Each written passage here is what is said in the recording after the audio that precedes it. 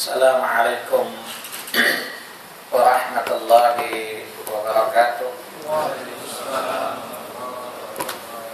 Alhamdulillahilladzi arsala rasulahu bil huda wa dinil haqq liyudhhirahu 'ala ad-dini kullih walau karihal musyrikun. Asyhadu an la ilaha illallah wahdahu la syarika lah wa asyhadu anna Muhammadan 'abduhu wa rasuluh. Allahumma shalli ala Muhammad wa ala ali Muhammad kama shallaita ala Ibrahim wa ala ali Ibrahim innaka Hamidum Majid. Amma ba'd. Ikhwani wa akhwati fid din, a'azzani Allah wa iyyakum.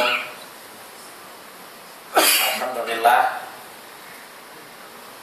pada siang hari ini kita telah dimudahkan oleh Allah untuk bisa menjalankan kewajiban syariat kita, di samping memenuhi kebutuhan jasadiah kita, atau dengan kata lain kita telah diberi kemudahan oleh Allah untuk memenuhi kebutuhan ukhrawiyah kita setelah memenuhi kebutuhan duniawiyah kita.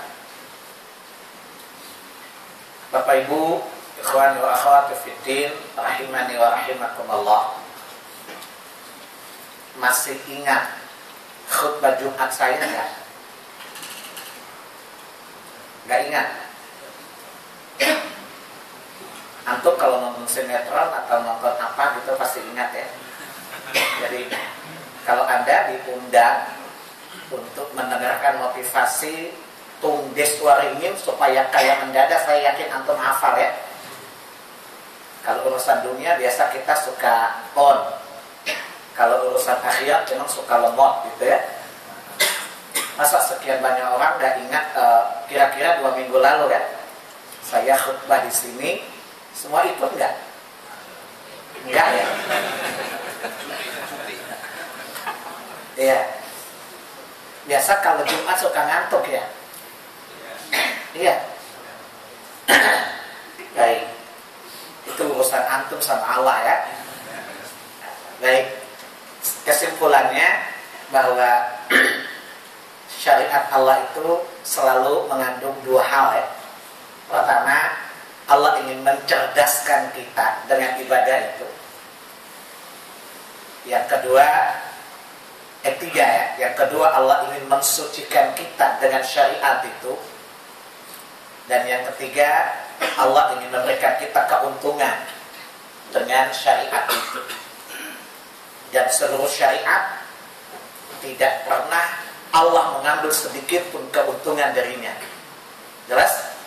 Semua syariat Allah yang memperoleh kebaikan adalah manusia, yang dibersihkan dengan syariat itulah manusia, dan yang diuntungkan adalah manusia. Allah sama sekali tidak diuntungkan. Saya ingin memberikan dalam Quran itu ada satu metode namanya metode tamthil. Ya, ada metode tabyin, ada metode tafsir ya. Tafsirnya memperinci. Tabyin itu artinya menerangkan.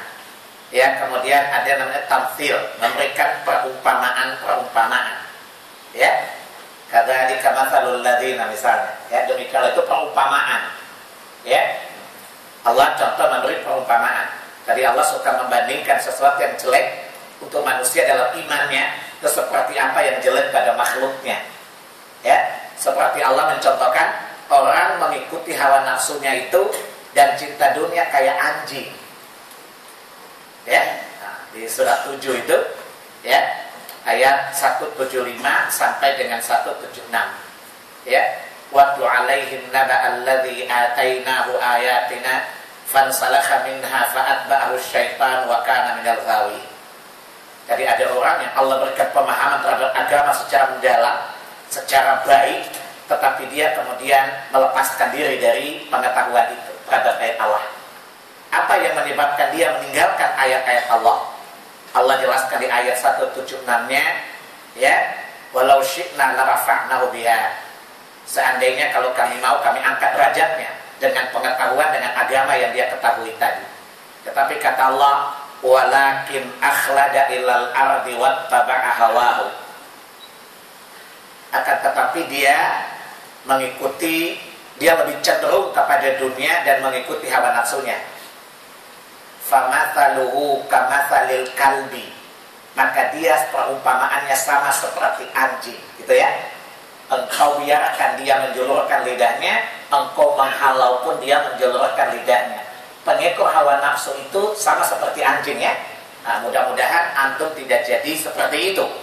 Dari ayat itu maksudnya itu ustadz anjing tadi itu. Nah, dari ayat tadi itu namanya ustadz anjing. Ya, jadi ustadz yang menjual ayat untuk dunia namanya ustadz anjing. Mudah-mudahan saya tidak termasuk ustadz anjing loh ya. Nah, ini contoh. Jadi Allah suka membuat perumpamaan yang buruk dengan yang buruk. Contoh lagi, ya, Anda lihat Allah membandingkan iman itu seperti pohon yang sehat, yang segar. Lihat surat 14 ayat 24, 25. Alam tara kaifa daraballahu mathalan kalimatan thayyibatan kasyajaratin thayyibatin. Ya. Asluha, ya. Sabitun wa far'uha fis sama. Perumpamaan orang beriman, iman yang baik, iman itu seperti pohon yang baik ya. Akarnya menghunjam ke langit, kemudian rantingnya, dahannya menjulang ke langit. Tukti ukulaha kullahinin bi'idzni rabbiha. Pohon yang sehat itu seperti orang beriman, yang sehat imannya itu selalu berbuah setiap musim dengan izin Allah. Kemudian Allah bilang kalimat yang jelek, akidah yang buruk itu seperti pohon yang buruk. Ayat berikutnya. Jadi itu salah satu metode tarbiyah Allah dan Rasulnya, namanya metode tamthil, ya, metode perumpamaan. Ya, baik. Saya sebelum masuk ke 10 resolusi, saya ingin membuat perumpamaan dulu. Dalam hidup ini ada, diri kita kan ada dua elemen ya. Ada elemen jasadi, ada elemen ruhi. Kedua-duanya itu akan melakukan sesuatu berdasarkan kebiasaan-kebiasaan yang biasa dilakukan. Paham? Paham tidak? Anda rasakan itu tidak? Kalau tidak rasakan, ada kelainan pada pencernaan antum dulu. Saya beri contoh gini. Kalau orang terbiasa mengkonsumsi sesuatu, baik itu yang enak ataupun yang tidak enak, sesuatu itu enak, itu dalam waktu lama, taruhlah sebulan, 2 bulan, kemudian tubuh itu ada adiktif, ada daya apa sih namanya? Ketagihan nggak? Menurut antum ketagihan nggak? Kalau orang narkoba 3 minggu aja tiap hari konsumsi narkoba gitu, kira-kira akan tubuhnya itu menimbulkan rasa ketagihan nggak? Nah, ketagihan ya. Mestinya rohani kita juga membutuhkan ada rasa ketagihan dengan Ramadan 3 bulan, 30 hari kan. Yang saya ingin tanya, ada rasa ketagihan nggak habis Ramadan? Kalau nggak ada, berarti ada kelainan pencernaan iman Anda. Kan seharusnya ruh juga gitu dong. Ngerti nggak maksudnya? Nah, nggak usah jawab, kan kita rasakan masing-masing. Yang penting jangan ada dusta di antara kita ya. Jelas nggak? Ngerti nggak contohnya? Itu kalau jasmani, rohani juga sama kan? Karena ruh maupun jasad itu akan selalu terikat dengan sesuatu yang terbiasa dia lakukan dalam jangka waktu yang cukup lama. 3 bulan itu lama nggak? 30 hari itu lama nggak? Lama nggak? Antum ngantuk? Antum pulang aja kali. Jelas? Pasti ada rasa adiktif itu. Nah, semestinya orang beriman dalam ibadahnya, apabila 3 bulan dia melakukan 30 hari, dia melakukan satu kebiasaan baik, apa sholat malamnya, puasanya, mengekang lidahnya, tentu itu akan menjadi kebiasaan, bukan? Sesuatu yang tidak asing baginya kan? Tetapi saya tidak yakin sholat malam masih kita laksanakan loh. Berarti ada kelainan pada pencernaan iman kita, bukan? Ada organ-organ iman kita mengalami kelainan loh. Contoh lain lagi, jujur loh, jangan tidak jujur. Kalau Anda bertemu seorang investor, maaf, Anda bertemu seorang yang sangat kaya, jujur, amanah, dan Anda yakin betul bahwa setiap Anda berdagang dengan dia, berbisnis dengan dia, dia pasti bayar, dan bayarnya lebih banyak lagi. Dan Anda kemudian melangsungkan perdagangan itu, dan Anda rasakan keuntungan itu karena keyakinan Anda. Kira-kira Anda ingin memutuskan hubungan dengannya enggak? Cepat jawab, kok semuanya, jujur. Anda ingin memutuskan hubungan kerja dengan mitra ini enggak? Dasar matre, lo urusan dunia aja enggak. Nah, bagaimana dengan Allah Tabaraka wa Ta'ala? Coba Anda bayangkan saja, mathalul ladzina yunfiquna amwalahum fi sabilillahi kamathali habbatin ambatat sab'a sanabila. Coba Anda lihat di surat 35 ayat 29, 30. Kata Allah, innal ladzina yatluna kitaballahi wa aqamus salata wa mimma razaqnahum sirran wa alaniyah yarjuna tijaratan lan tabur. Sesungguhnya orang yang kontinu senantiasa membaca Al-Quran, mendirikan sholat, dan membelanjakan sebagian dari apa yang kami rezekikan kepadanya, baik secara terang-terangan maupun secara tersembunyi maupun terang-terangan, karena mengharapkan perniagaan yang tidak rugi. Jelas Anda masih baca Quran tiap hari enggak? Manggut-manggutnya nggak meyakinkan, Pak. Sangat tidak meyakinkan. 40 rakaat sholat masih dijaga enggak? 17 wajib, 12 rawatib, 11 malam masih dijaga enggak? Enggak ya?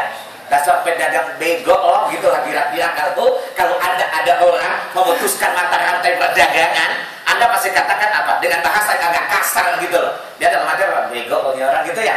Ternyata kita juga bodoh kan? Jelas?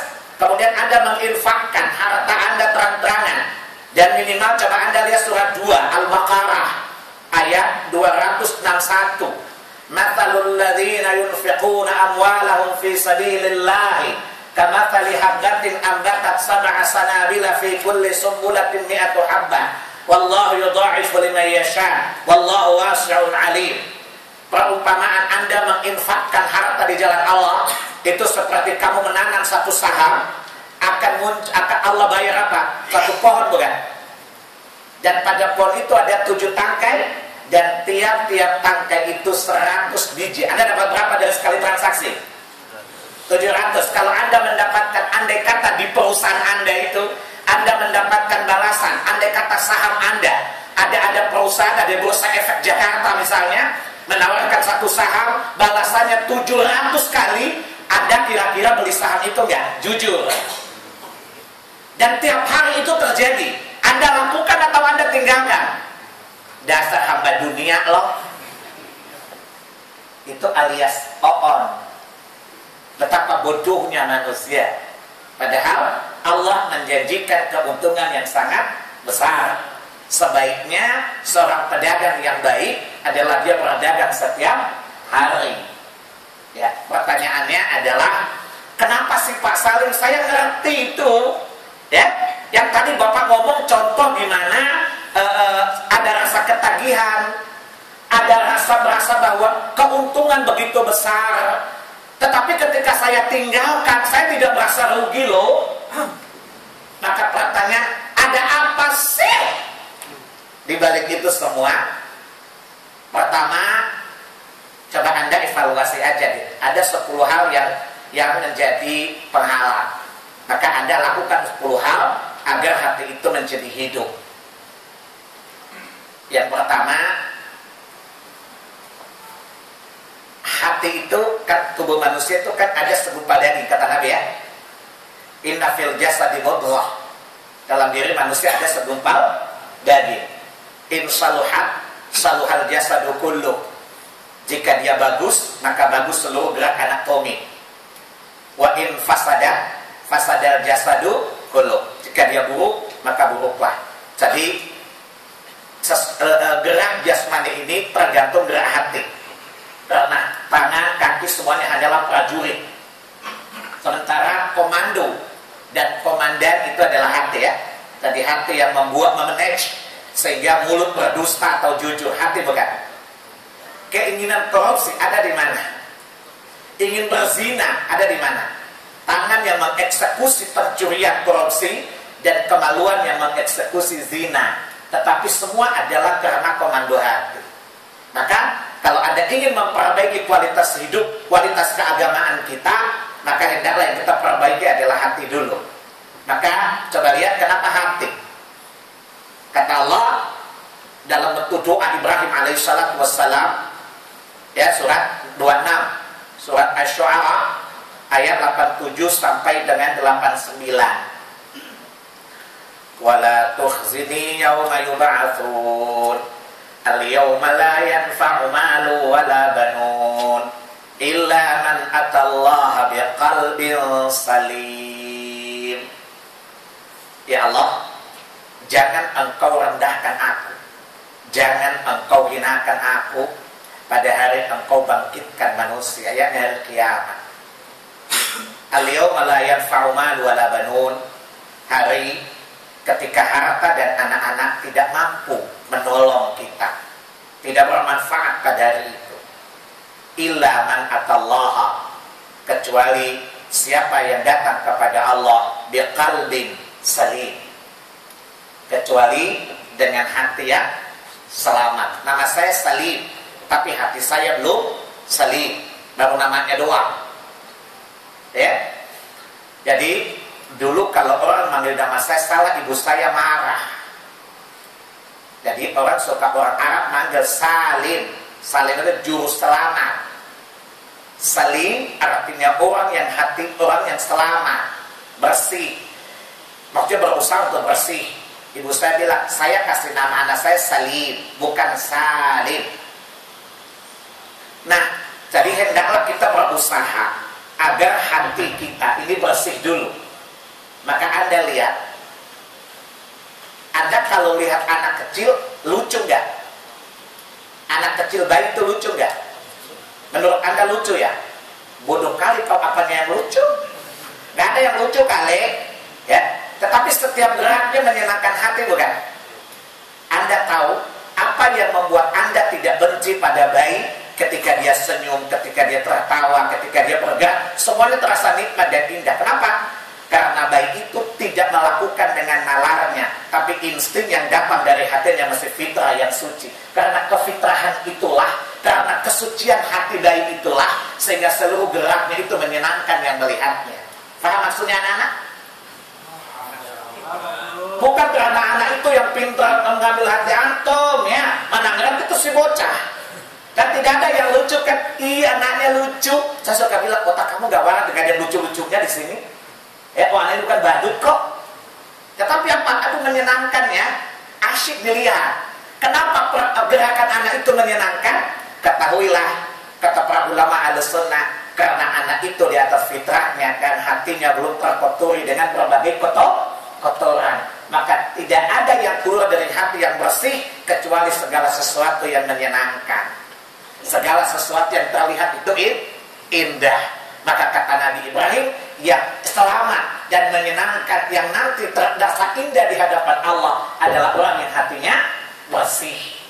Orang yang hatinya bersih seperti bayi, yang hatinya bersih, maka seluruh tingkahnya itu menyenangkan hati orang. Kalau kita karena tidak pandai menyambutkannya, lucu nih anak, padahal dia bukan badut kan? Faham? Jelas? Maka kita bersihkan hati. Nah, dan energi hati itu, agar hati itu tunduk dan patuh. Kalau hati itu sudah tunduk kepada Allah, insya Allah kemaluan juga tunduk kepada Allah, bukan?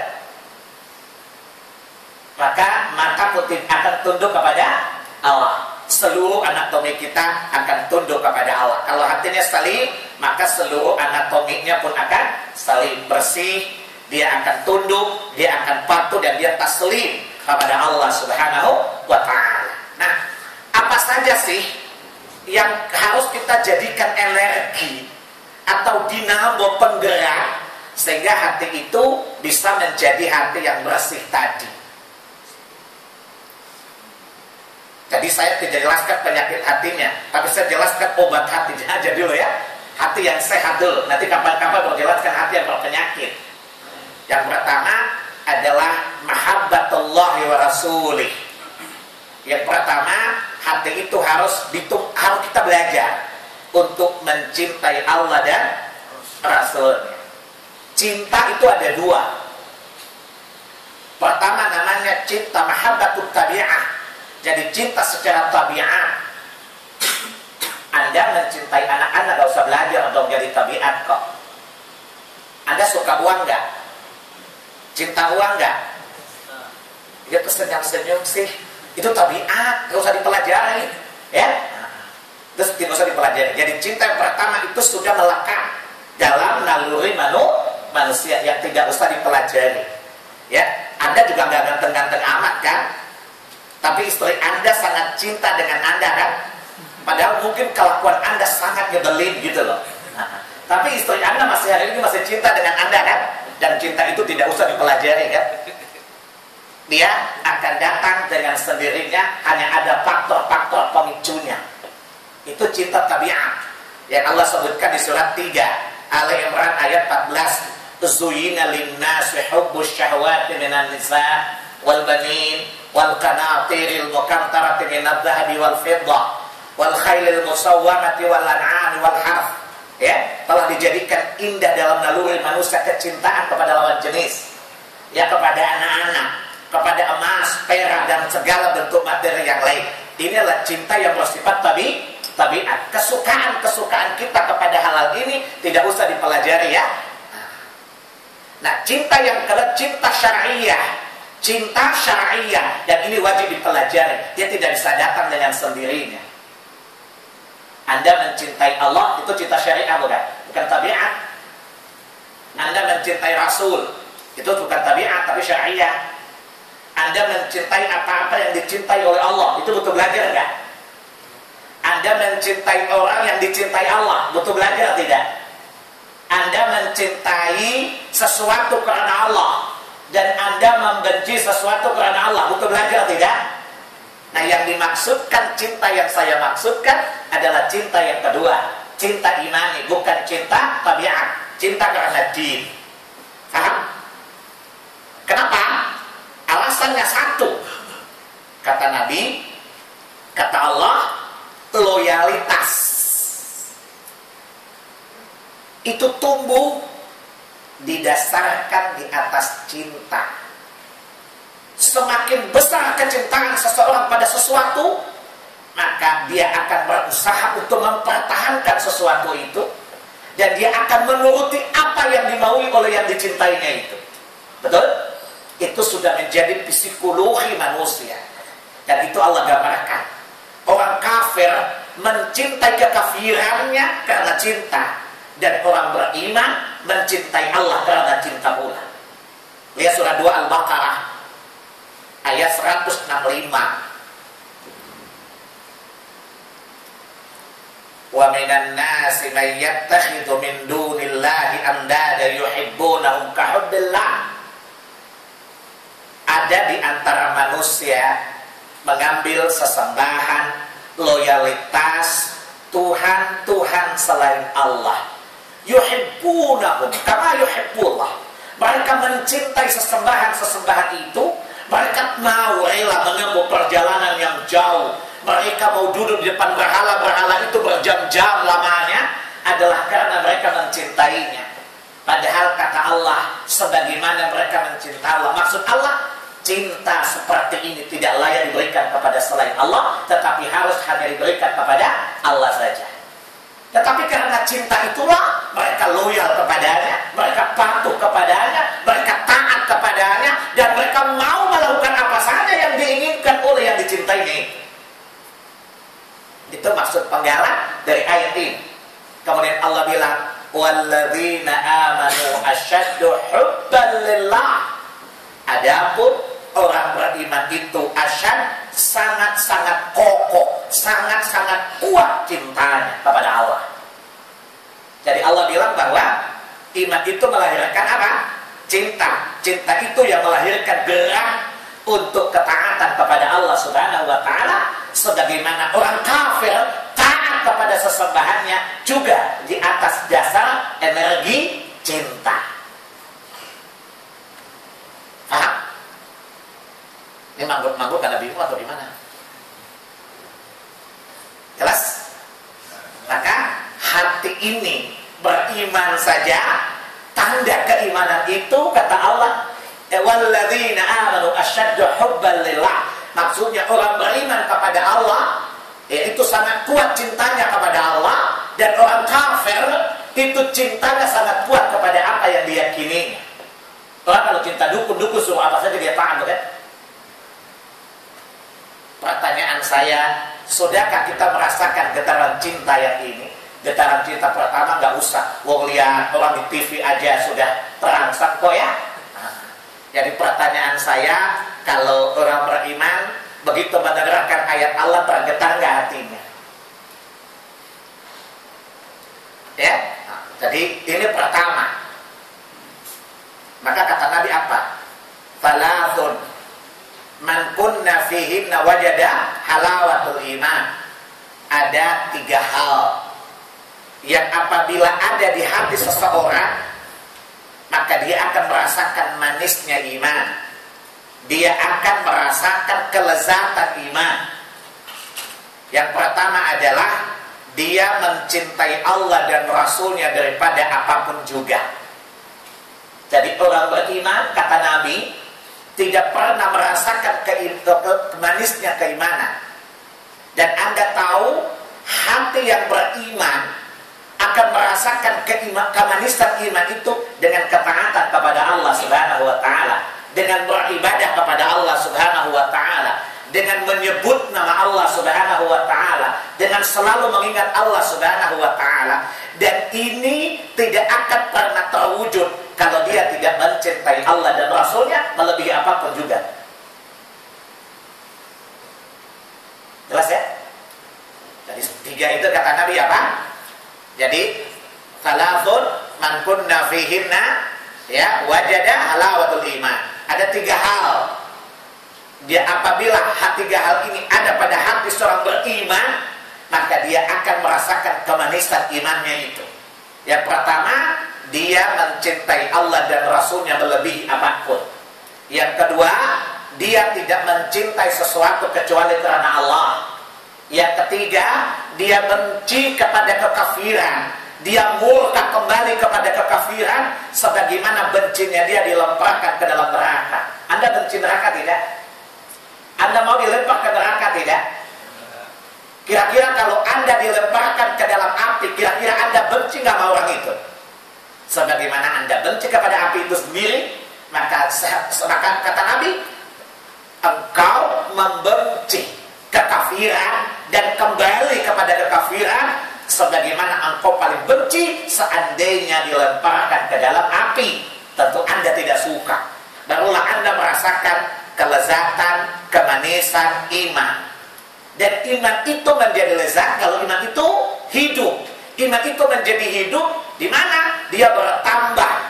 Kalau hidup itu makin bertambah energi enggak? Dan tanda iman itu energi dengan bertambah. Maka kata Rasulullah apa? Iman itu bertambah dengan ketaatan dan berkurang dengan kemaksiatan. Maka semakin kita mencintai Allah dan semakin taat, maka hati menjadi hidup. Iman itu menjadi indah. Tapi kalau kita semakin bermaksiat kepada Allah, berarti rasa cinta itu tidak ada kepada Allah. Sebab orang tidak mungkin mencintai sesuatu tapi dia mengkhianati yang dicintainya itu. Itu mustahil.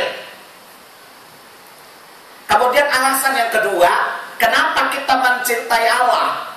Berarti kita tidak boleh mencintai yang lain. Anda boleh mencintai yang lain, tapi Anda harus merasakan sensasi yang berbeda dong. Bagaimana bedainnya? Gampang aja. Coba antum pulang, diriin 2 perempuan. Anda dirikan 2 perempuan, lalu Anda cium. Pasti Anda merasakan sensasi yang berbeda. Saya punya pengalaman. Contoh, Anda mencium perempuan bernama ibumu, yang kedua perempuan bernama anakmu. Pipinya sama, dagingnya sama, tapi ketika yang cium sama hidup ini bukan? Tapi ketika Anda mencium anakmu, Anda akan merasakan perasaan cinta yang berbeda ketika Anda mencium ibumu. Sama tidak sensasinya? Pernah coba belum? Ini rupanya bapak-bapak yang tidak biasa mencium anaknya. Kata Nabi itu bapak durhaka. Coba Anda pulang coba dulu kalau belum coba. Tapi jangan cium bini orang. Tadi 3 perempuan. Kamu cium binimu, kamu cium anakmu, dan kamu cium ibumu. Betul? Demi Allah engkau akan merasakan perbedaan yang luar biasa sensasinya. Ya, kalau cium bini ada birahi-birahi dikit gitu loh. Kecuali ada impoten sekarang. Ya, ketika Anda mencium anak wanitamu, Anda merasakan ketenangan yang luar biasa, pola tayung yang berbeda sekali. Dan ketika Anda mencium ibu Anda pasti merasakan sesuatu yang berbeda. Jelas? Yang mencium adalah hidung yang sama, tetapi objeknya berbeda, akan mendatangkan perasaan yang berbeda juga. Begitu juga ibu-ibu akhwat. Coba pulang dari sini Anda menjejerkan 3 laki-laki di hadapan. Pertama adalah ayahmu, yang kedua suamimu, ketiga adalah anak laki-lakimu. Coba kamu cium mereka, pasti Anda akan merasakan yang berbeda. Orang mukmin boleh mencintai apa-apa yang Allah sebutkan tadi, tetapi tidak boleh kadarnya melebihi cinta kepada Allah Tabaraka wa Ta'ala, karena keduanya memiliki, Allah menjadikan hati dan Allah jadikan tempat yang berbeda di antara 2 cinta itu di hati. Karena Allah tidak mewajibkan 2 hal yang tidak sederajat, tapi Allah tidak berikan ruang di dalam hatimu. Mustahil. Seperti Allah menjadikan ruang hatimu berbeda ketika mencium ibumu, ketika mencium istrimu, dan ketika mencium anak wanita. Faham? Coba lihat surah 9 ayat 24. Kata Allah, "Qul in kana aba'ukum wa abana'ukum", dan seterusnya. Jika anak-anak ayahmu, jika engkau lebih mencintai, jika ayahmu, anakmu, ya, saudaramu, suamimu, harta perniagaan yang kamu usahakan, keuntungan yang kamu takut hilang karena kerugian, atau rumah yang bagus, ahabba, lebih engkau cintai daripada Allah dan Rasulnya, maka tunggu Allah memutuskan perkaranya atas. Di sini Allah tidak melarang Anda mencintai yang tadi, ya, tetapi Allah larang kalau engkau lebih mencintai mereka dari Allah, maka Allah akan mendatangkan murkanya atasmu. Dan orang-orang yang Anda cintai dan mencintai Anda ketika itu tidak bisa berbuat apa-apa. Kenapa? Anda tidak mungkin mencintai seseorang kecuali dia memiliki kelebihan yang Anda rasakan luar biasa, bukan? Betul tidak? Anda tidak mungkin mencintai sesuatu kecuali sesuatu itu istimewa nggak di sisimu. Antara bapakmu dengan Allah lebih istimewa siapa? Anda ini ada nggak akhwat di sini? Ada nggak akhwat di pengajian ini? Ada. Terdengar nggak di akhwat sana? Saya katakan kepada para akhwat, kalau Anda sudah bersuami, coba pulang tanyakan suamimu, "Mas, masih cinta saya nggak?" Pasti dia bilang, "Iya dong, masih cinta. Mungkin kita masih serumah." Lalu seorang akhwat bilang, "Saya ragu cintamu." Apa jawabnya? "Wallahi demi Allah, saya masih mencintai." Kalau dia masih nekat juga, dia bilang, "Belahlah dada, padahal mati juga kan." Sementara dia bilang, "Demi Allah saya mencintaimu." Tiba-tiba gempa bumi terjadi, 6,8 skala Richter. Demi Allah suami itu lari duluan. Demi Allah dia akan lari meninggalkan wanita yang dicintai. Betul? Anda akan tinggalkan dia atau mati konyol berdua? Makan tuh cinta kalau Anda rela mati di tinggi bangunan 7 lantai lagi. Anda akan lari, bukan? Jujur, Anda lari atau gimana? Anda pasti lari duluan, kan? Berarti Anda tidak istimewa di hadapan istri. Sebenarnya Anda ini sebenarnya laki-laki tidak bertanggung jawab sebenarnya. Sementara Allah adalah akan melindungimu dimana, kapanpun, dimana, bukan? Dan apa kata Rasulullah kepada Abdullah bin Abbas? "Ihfadillah, yahfadka." Jagalah Allah, Allah pasti menjayamu. Sementara Anda sudah dijagai masak minumnya, ya, dilahirkan anak-anakmu, ketika gempa bumi datang Anda lari duluan, bukan?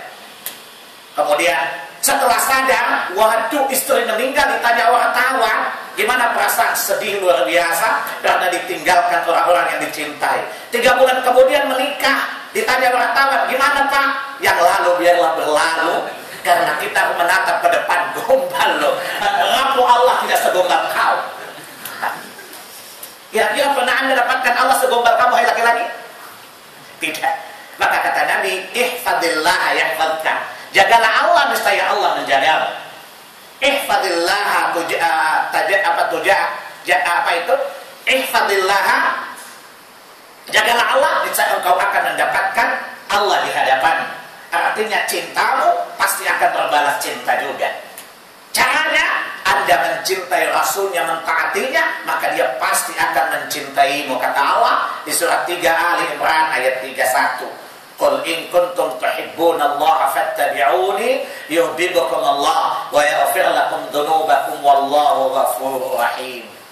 Katakanlah Muhammad, jika kalian mencintai Allah, maka ikutilah Muhammad. Tidak ada manusia yang paling cinta Allah, dan tidak ada manusia yang paling tahu cara mencintai Allah kecuali Muhammad.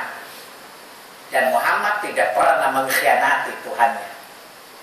Maka ikutilah Muhammad bagaimana cara dia mencintai Allah. Berarti cinta kepada Allah melahirkan ketaatan kepada Tuhan, bukan? Maka Allah akan mencintaimu. Bagaimana kalau Allah mencintaimu? Maka seluruh malaikat akan mencintaimu, sebagaimana hadis riwayat Muslim. Pas jam 1 cukup sampai di situ. Gak usah nanya-nanya. Penjelasannya sudah jelas kok. Apa yang mau ditanya? Ya, saya kira cukup. Subhanakallahumma wa bihamdika asyhadu an la ilaha illa anta astaghfiruka wa atubu ilaik. Wassalamualaikum warahmatullahi wabarakatuh.